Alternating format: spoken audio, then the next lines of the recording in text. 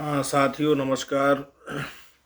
साथियों, आज मैं चर्चा करता हूँ आज के हालात। जैसा कि आयोग के सामने, लोक सेवा आयोग के सामने ये प्रदर्शन किया बच्चों ने, और बच्चों को सफलता भी मिली। बच्चों को बहुत बहुत बधाई।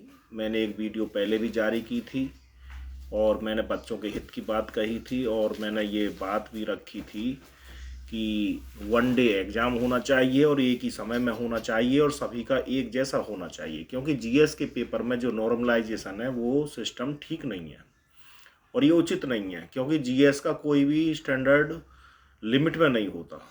और एक बच्चे का जीएस में क्वेश्चन अच्छा हो जाता है क्योंकि उसका याद करा हुआ आ गया और उसने उस क्वेश्चन को समझ लिया। एक बच्चे का याद करा हुआ नहीं आया, उसने उस क्वेश्चन को नहीं समझा, उस बच्चे का वो क्वेश्चन रह जाता है। 30% कम से कम क्वेश्चन ऐसे आते हैं उस पेपर में कि जिन्हें हर बच्चा नहीं कर सकता, और वो प्रत्येक बच्चे के छूटते हैं। तो ये वहाँ पर अब तो ये हो रहा वर्तमान में कि अगर किसी बच्चे का 10-15% पेपर भाग्यवश अच्छा लग गया, उसके क्वेश्चन तुक्के से ही सही लग गए, तो उसके ज़्यादा हो जाते हैं। और एक के भाग्यवश वो क्वेश्चन कम रह गए या अच्छे नहीं हुए, गैस उसने किया और वो गलत हो गए, वो पीछे रह जाता है। ये खेल चल रहा है क्योंकि अब बच्चों की संख्या बहुत होती है जो एपियर होते हैं बच्चे। मैं खुद एस्पायरेंट रहा हूँ और मैंने बहुत बार परीक्षाएं दी हैं, प्री मेंस इंटरव्यू, ये सब काम हुआ मेरे साथ, तो मुझे इस बात का बहुत बड़ा अनुभव है। और मैं एक अनुभव होने के नाते ये बातें आप सभी के सामने शेयर कर रहा हूँ। ऐसा नहीं है, हमारी तो ज़िंदगी गई पीसीएस और आईएएस में ही। आज हमारी 48 ईयर्स एज है, तो 48 वर्ष के हम हुए, तो हमने कितनी बार ये परीक्षा दी होगी और कहाँ तक दी होगी। तो तो ये जो मैंने आपको बात बतलाई है वो इसे अनुभव के आधार पर बतलाई है। और ये काम केवल इसलिए हो रहा है क्योंकि हमारे यहाँ लोक सेवा आयोगों में धांधली भी बहुत हुई है। हमारे यहाँ धांधली से सलेक्शन हुए हैं, ये बिल्कुल मैं स्पष्ट कह रहा हूँ। कोई इसमें कोताही नहीं है, हमें किसी का दबाव नहीं है जो हम झूठ बोलेंगे। हम ऐसे ऐसे लोगों को अफसर देखते हैं जिन्हें उतनी नॉलेज ही नहीं है और वो अफसर बन गए। क्यों? क्योंकि धांधली होती है वहाँ। कॉपी और आपके सबके सामने है, पेपर आउट हो जाते हैं, कॉपियाँ बदल जाती हैं, उनके नंबर बदल जा रहे हैं, उनके सीरियल नंबर बदल जा रहे हैं। अभी हाल ही में घटना हुई और उसमें जुडिशियल में पेपर मेंस की जो कॉपी वो बदल दी गई। क्यों हुआ भाई? लोक सेवा आयोग उस समय उसकी जिम्मेदारी कहाँ चली गई? तो ये जो घटनाक्रम हमारे यहाँ देश में इस समय ये दौड़ चल रहा है कि हम कांस्टेबलों को तो सुनते थे कि भाई कांस्टेबल भर्ती हो गई और उसमें धांधली हो गई, लिस्ट टंग गई। लेकिन अब तुम्हारे देश में पीसीएस और आईएएस, इनमें भी धांधली शुरू हो गई है। तो बच्चा करेगा क्या पढ़ के? किसकी परीक्षा देगा वो? तुम लोग तो सभी कुछ तो धांधली से, मंत्री तो बनते हैं पैसों से, तो अब यहाँ कर्मचारी पैसों से बनने लग गए। तो जब सभी काम पैसों से हो रहा है तो देश का सिस्टम तुमने पैसे का बना दिया। अब जिसके पास ज़्यादा पैसा, तो ये भ्रष्टाचार और ज़्यादा बढ़ता चला जाएगा। भ्रष्टाचार के बढ़ने से हमारे देश में सबसे बड़ा नुकसान ये होता है कि जो अमीर और गरीब की खाई है वो बहुत ज़्यादा गैप आ जाता है उसमें। ये भ्रष्टाचार का सबसे बड़ा नुकसान है, भ्रष्टाचार बढ़ने से। और हमारे देश में भ्रष्टाचार कम होने का नाम नहीं ले रहा। कोई भी व्यक्ति सही कार्य करने के लिए तैयार नहीं है। क्यों? अरे भाई, हर आदमी की ड्यूटी है। टीचर की ड्यूटी है अच्छी शिक्षा देना, डॉक्टर की ड्यूटी है अच्छा उपचार करना, ठीक उपचार करना, मास्टर की ड्यूटी हो गई, डॉक्टर की ड्यूटी होगी, ऐसे ही कांस्टेबल सिपाही की ड्यूटी है अपनी सुरक्षा, लोगों को सुरक्षा प्रदान करना, पुलिस की ड्यूटी है लोगों को सुरक्षा प्रदान करना, आर्मी की ड्यूटी है सेना पर सुरक्षा प्रदान करना, देश पर अटैक करे तो उसके लिए लड़ाई लड़ना। तो जब सभी अंग तुम्हारे काम करेंगे और अपनी अपनी ड्यूटी का निर्वहन करेंगे तो काम सही होगा। ऐसे ही लोक सेवा आयोग की है ड्यूटी के भाई वो लोगों का अच्छा प्रदर्शन देखे और जो प्रतिभाशाली, जो अच्छे बच्चे, योग्य बच्चे हैं, उनकी नियुक्ति वो करे और उन्हें फिर यहाँ इसमें जो पब्लिक का, भीड़ का जो बाजार है उसमें वो भेजे। वहाँ पर वो अपना कौशल दिखाएं, अपनी योग्यता दिखाएं और वो अपना काम करें। लेकिन यहाँ सिस्टम की कमी यहाँ हो जाती है सबसे बड़ी कि हमारे देश में आज एक अधिकारी ऐसा होना चाहिए जो पब्लिक को डील करे।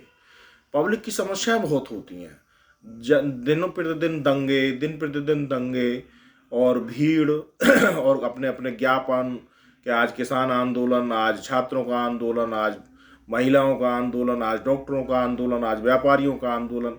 तो आप जो अधिकारी है, सीईओ रैंक का अधिकारी या एसडीएम रैंक का अधिकारी, वो इतना परिपक्व होना चाहिए कि उसे पब्लिक डील ज़्यादा करनी है, उसे दिन रात पूरी ज़िंदगी अपनी जो सेवा देनी है वो पब्लिक डीलिंग में देनी है, और पब्लिक को उसे देखना है, पब्लिक को उसे हैंडल करके उन्हें संतोषजनक जवाब भी देना है, और वो आंदोलन उग्र रूप ना ले, वो इसका भी उसे ख्याल रखना है। तो सबसे बड़ी उसकी परीक्षा यहीं आके होती है। हमारे यहाँ अभी क्या हो रहा है, हमारे यहाँ सिस्टम में सबसे बड़ी कमी कहाँ आई है देश में ही, कि इन लोगों ने जो इंजीनियरिंग के छात्र हैं उनको इन्होंने एंट्री दे दी। इंजीनियरिंग वाले छात्र, अब जिस बच्चे ने पब्लिक का कोई मतलब ही नहीं देखा, जिसने कमरे के अंदर बैठ के पढ़ाई की हो या लैब के अंदर एक्सपेरिमेंट किया हो, और उसने अपनी जो जिंदगी है, जो जिंदगी का अनुभव है, उसे लैब का है या अपने कम अंदर का है, पब्लिक का उसे कोई नॉलेज नहीं है या पब्लिक का उसे अनुभव नहीं है, तो वो व्यक्ति डील नहीं करेगा। इसीलिए ये देखा जाता है कि आंदोलन होते रहते हैं, लोग पिटते रहते हैं और अधिकारी अपने ऑफिसों में बैठे रहते हैं। ये उसी का परिणाम है। क्यों? क्योंकि वो लोग वहाँ जाएंगे ही नहीं। और जब वो जाएंगे ही नहीं तो फिर वहाँ पब्लिक का नेतृत्व तो कैसे होगा, उन्हें कैसे गाइड किया जाएगा? तो ये यहाँ बहुत बड़ी विडंबना। यहाँ वही अधिकारी जाएगा जिसे पब्लिक डील करने का अनुभव होगा, और पब्लिक डील करने का जो अनुभव है वो इंजीनियरिंग की पढ़ाई से नहीं आता, वो सोशल वर्क करने से आता है। जिस व्यक्ति ने सोशल वर्क किया होगा, जो व्यक्ति जनता के बीच में रहा होगा। मैं देखिए, चूंकि आरएसएस का कार्य करता हूँ, मैं एक स्वयंसेवक हूँ, तो मैं पब्लिक में रहता हूँ और मैं पब्लिक में देखता हूँ, पब्लिक की समस्याओं का मैंने ज्ञान किया। मैंने जब पढ़ाई की, मेरी पढ़ाई पूरी हो गई थी 2000 में, और 2000 के बाद में फिर मैं टीचिंग करने लग गया, बच्चों को पढ़ाया। लेकिन मैंने ये देखा कि जब तक तुम पब्लिक के अंदर काम नहीं करोगे, पब्लिक सोशल वर्क यानी समाज कार्य नहीं करोगे पब्लिक के, तब तक तुम्हें जनता के मूल का पता नहीं चलेगा। जनता क्या चाहती है, जनता की अपेक्षाएं क्या है, जनता को कैसे हैंडल किया जाता है, ये काम नहीं हुआ। तो इसलिए एक समाज कार्य एक अलग सब्जेक्ट भी है जो कि होना चाहिए। और मैं समझता हूँ कि समाज कार्य तो जो सिविल सेवा करने वाले ये प्रतियोगी छात्र हैं, समाज कार्य का पेपर तो कंपलसरी कर देना चाहिए, और वो भी हिंदी मीडियम में। समाज कार्य हिंदी मीडियम में करना चाहिए और वो कंपलसरी करना चाहिए। जिस बच्चे का वो अच्छा होगा, उसी से तो उसके निबंध की जो प्रतियोगिता होती है, निबंध का जो हम देखते हैं उसका कौशल, वो उसकी पूरी हो जाएगी, और उससे हमें ये भी पता चल जाएगा कि व्यक्ति कितना सामाजिक है, समाज के कार्यों में कितनी रुचि रखता है। तब हम उसकी एंट्री दें अदर जो उसका सिलेबस है आईएएस का या पीसीएस का। लेकिन ये व्यवस्था हमारे यहाँ है ही नहीं। हमारे यहाँ व्यवस्था दूसरी है, और दूसरे लोग उसको जो है परीक्षा को देते हैं, दूसरे प्रकार से देते हैं, और वो फिर वहाँ प्रैक्टिकली वो फेल होते हैं आके। उन्हें समाज के, देश की समस्याओं का ज्ञान ही नहीं है, और जब उन्हें देश की समस्याओं को ज्ञान नहीं है तो समस्याओं को निपटारा कैसे करेंगे? सरकार के पास भी निपटारा करने के लिए संशोधन भेजेंगे तो किस बेस पर भेजेंगे वो, जब उन्हें ज्ञान ही नहीं है प्रैक्टिकली क्या क्या समस्या। हमारे देश में सबसे बड़ी दिक्कत यह है कि यहाँ जो अधिकारी हैं उन्हें ग्राउंड की जो समस्या है उन्हें उनका ज्ञान नहीं है। वो ऊपर ऊपर काम करते हैं, ऊपर ऊपर हवा में बात करते हैं, और अपना आराम से एसी में बैठे रहेंगे। कोई घटना होगी वहाँ पहुँच जाएंगे, फोर्स अलॉट कर ली, फोर्स पहले पहुँच जाएगी, पहले एसपी साहब पहले कन्फर्मेशन के हाँ फोर्स पहुँच गई है कि हाँ साहब आ जाओ, ये घटना है। अरे भाई, जब वहाँ फोर्स पहुँच गई, काम तुम्हारा क्या काम है? तो ये चीज़ वहाँ हमारे यहाँ चलती है, और आम आदमी यहाँ इतना भ्रष्ट हो गया है कि वो केस और डालने लग गया है कि भाई अब ऐसे ऐसे केस डाल दो कोर्ट में और फिर हमारा ये काम हो जाएगा। यानी वो कोर्ट से भी ऊपर बन गया, जबकि कोर्ट हमारे यहाँ इसलिए बनाए गए थे कि ताकि व्यक्ति को अन्याय से बचने के लिए न्याय मिल जाए, वो अपनी लड़ाई लड़ सके।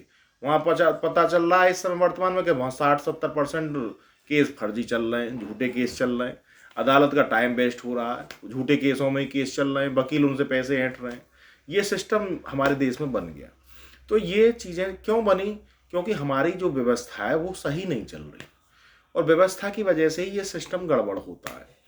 ऐसे ही इन बच्चों के साथ हुआ, लेकिन ये बच्चे इकट्ठे हो गए, और जब बच्चे इकट्ठे हो गए इन्होंने एक साथ आंदोलन को मूव कर दिया, और जब आंदोलन मूव हो गया तो उन्होंने एक प्रेशर बना दिया, और प्रेशर बनाने का रिजल्ट 2-3 दिन में ही मिल गया और बच्चों की वो मांग मानी गई।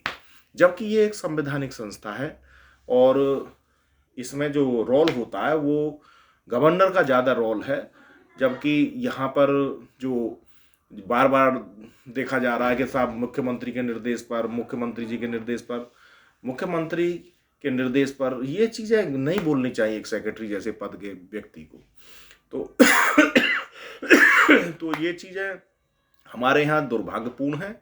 इससे लोकतंत्र कमज़ोर हो रहा है, और लोकतंत्र कमज़ोर होकर हमारे देश में फिर तो जो धनढ़ लोग हैं वही नेता बनेंगे इस देश में, और धनढ़ लोग यहाँ अधिकारी बनेंगे। गरीब का बच्चा ना तो पढ़ पाएगा ना ही वो अधिकारी बन सकता। तो अब अमीर और गरीब के बीच की जो लड़ाई है ये बढ़ती जा रही है। तो इस तरह से हमारे यहाँ ये जो भ्रष्टाचार है इसको कम होने की ज़रूरत है, और सरकार को मैं ये अपने इस वीडियो के माध्यम से मैं ये आश्वस्त करता हूँ कि अब वो समय आ गया कि आप अगर कर्तव्य विहीन पाए जाते हैं सरकारी पद पर अगर भ्रष्टाचार करते हुए पाए जाते हैं, भ्रष्टाचार हुआ है और आपने घपला किया है, सरकारी पद का दुरुपयोग किया है, तो उसे देशद्रोह की धारा में लाने की ज़रूरत है, जिससे कि सरकारी कर्मचारी डरे और वो सरकारी कर्मचारी उस कार्य को ना करे। ऐसा ही आयोगों के सदस्य या आयोगों के मेंबर, उनके लिए निर्देश होने चाहिए। अगर तुम्हारे कार्यकाल में अगर ये काम होगा और इसमें भ्रष्टाचार पाया गया तो उस पर हम इस तरह से उस पर देशद्रोह की धारा में उसे लाने की ज़रूरत है। भ्रष्टाचारियों को और कोई दूसरी सजा का प्रावधान ही नहीं होना चाहिए, केवल भ्रष्टाचारी के लिए देशद्रोह की धारा लगने की ज़रूरत है। जब देशद्रोह की धारा का भय होगा तो कोई भी अधिकारी अपनी सर्विस को उसमें संशय में नहीं डालेगा और वो डरेगा और कार्य को निष्पक्ष और सही तरीके से करेगा। और जब कार्य यहाँ निष्पक्ष और सही तरीके से होंगे तो फिर लोकतंत्र बचेगा। और लोकतंत्र, भारत का जो लोकतंत्र है वो सबसे बड़ा है, लेकिन क्रियान्वित तरीके से बड़ा नहीं है। हमारे यहाँ क्रियान्वित नहीं हो पाता, कार्य हमारे यहाँ हो नहीं पाते। तो ये एक सबसे बड़ा कारण है।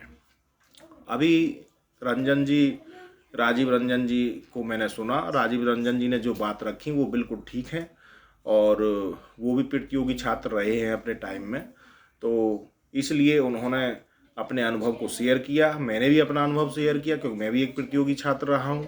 कई बार प्री मेंस और इंटरव्यू ये सब इन सब दौरों से हम गुजरे, तो हम इन सब चीज़ों को देखते हैं। और लोक सेवा आयोग हो या संघ लोक सेवा आयोग हो, दोनों ही आयोगों में आज भी जो सिस्टम है, पेपर का जो सिस्टम है वो अच्छा नहीं है, और जो पेपर का सिलेबस है वो भी अच्छा नहीं है। इन परीक्षाओं में आने के लिए साइंस स्ट्रीम के किसी भी सब्जेक्ट की कोई ज़रूरत नहीं है। आप जनरल स्टडी में ही करीब 10 या 20% उसकी नॉलेज का आकलन कर सकते हो साइंस ग्राउंड से, लेकिन इसका टेक्निकल कोई भी उसका मायने नहीं रखता। और इसके लिए सबसे ज़्यादा जो इन सर्विसों के लिए ज़रूरत है वो है सोशल वर्क की। सोशल वर्क अगर सामाजिकता है व्यक्ति के अंदर तो उसे उस पद पर रहने की आवश्यकता है। और ये दो ही पोस्ट ऐसी हैं, एक तो IAS PCS वाले जो बच्चे हैं जो सेवा देते हैं, और दूसरा हमारे देश में जो लीडरशिप है, नेतृत्व करने वाली बात, इन दोनों में ही समाज कार्य वाले लोगों को चांस मिलना चाहिए। अब एक बिजनेसमैन है, वो तो हमेशा अपने लालच को देखेगा कि मेरा बिजनेस कैसे बड़ा हो। अब तुमने उस बिजनेस वाले आदमी को इस काम मतलब लगाम थमा दी तो वो तो अपना बिजनेस बढ़ाएगा।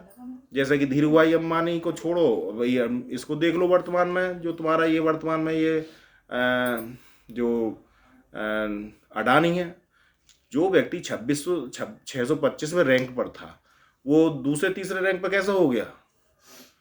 हालांकि भाई उसे सपोर्ट मिला है, और उसके जब पैसे माफ किए जाएंगे, सपोर्ट दिया जाएगा, तो वो तो आगे बढ़ेगा ही। तो ये जो खेल होता है ये गलत खेल होता है। और दूसरा ये कि जो बच्चे इन बातों को समझते हैं वो बहुत कम है हमारे देश में। आम आदमी इन बातों को नहीं जानता। एक और विषय कि जो पार्टियों में चंदा है, चंदा जो जाना चाहिए आम जनता से जाना चाहिए। पार्टी में अगर आम जनता से चंदा नहीं आ रहा तो उस पार्टी को फौरन बैन करने की आवश्यकता है।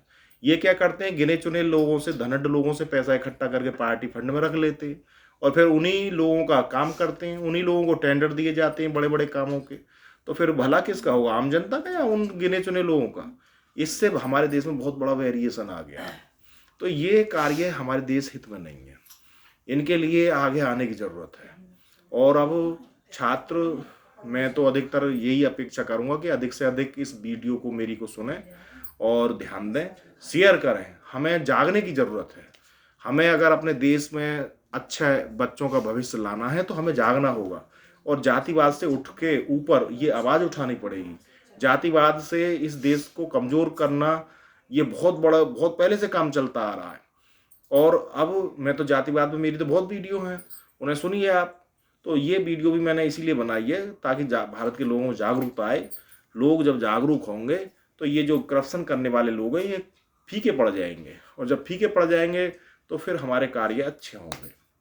तो इन बातों को समझने की आवश्यकता है और इन बातों के साथ साथ लोगों को अधिक से अधिक शेयर करने की आवश्यकता है। हमारे यहाँ लोग नाचने गाने वाले लोगों में लगे हुए, नाचने गाने की जो पिक्चर हैं उन्हें लोग ज़्यादा से ज़्यादा देखते हैं, उन्हें कोई शेयर नहीं करता। अरे जो हमारे ये ज़रूरत है इसको शेयर करो, लोगों को जगाओ, लोगों को एक दूसरे को भेजो। कम से कम कोई भी व्यक्ति है वो 10-20 लोगों को शेयर करे इसे, और भी आगे बढ़ाएं, जिससे कि लोगों में जागरूकता आए। और वो नाचने गाने वाले लोगों में लगे हुए, नाचने गाने से तुम्हारा कुछ भला नहीं होने वाला। वो एक बहुत कम समय का एक आनंद लेने का एक जरिया है। लेकिन जब देश में आप लोग इतने वेरिएशन में आ जाओगे कि कहाँ अमीर लोग पहुंच गए आपकी 80-85% प्रॉपर्टी पर, और गरीब जो हमारे 150 करोड़ लोग हैं उनमें से मात्र 145 करोड़ या 142 करोड़ लोगों पर रह गई 15% या 10% प्रॉपर्टी। क्या करेंगे फिर आप? ये जो वेरिएशन आ रहा है ये आई इस भ्रष्टाचार की वजह से रहा। अगर हम भ्रष्टाचारी लोगों को रोकें और उनका मुकाबला करें, उनका विरोध करें, तो फिर वो व्यक्ति डरेगा। और भ्रष्टाचार कभी भी होता है तो वो ऊपर से नीचे को ही होता है, नीचे से ऊपर को नहीं होता। तो इसलिए अधिक से अधिक संख्या में वीडियो को शेयर करिए। तो धन्यवाद।